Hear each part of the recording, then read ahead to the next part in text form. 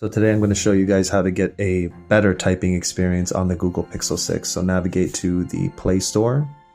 From the Play Store, we're going to go to the top. We're going to type in SwiftKey.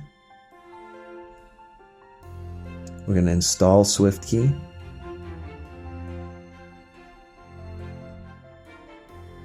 Once installed, we'll open it. Now we're going to enable SwiftKey. Microsoft SwiftKey. Do you want to use this method as your preferred method of typing? Yes. Select SwiftKey. So Gboard, which is the Google version of the keyboard, SwiftKey, and then we're going to click Finish Up. Now that it's finished, we can select Not Now.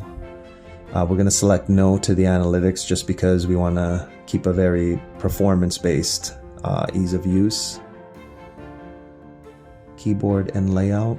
What we're going to want to do is we're going to enable the number row. So you see how usually you'll have to hold. So if I'm typing, I'll have to hold in order to get the 5.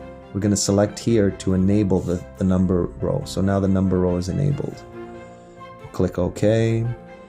Resize is the one that we were looking for. So what we're going to do now for somebody like me that has big fingers, we're going to just extend the size of the keyboard. So as you can see, I'm moving it up slightly. Okay. Now that I've extended it, it becomes a whole lot easier for me to type on this keyboard. And as you can see, I didn't miss a word. Whereas, there's the chance of definitely missing a key when it's a lot smaller. But you guys can go ahead and customize the color of the keys moving forward.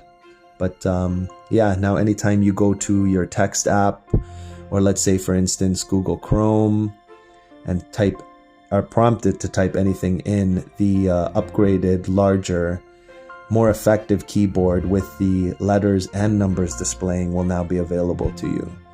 So it's just a lot easier to use for search purposes.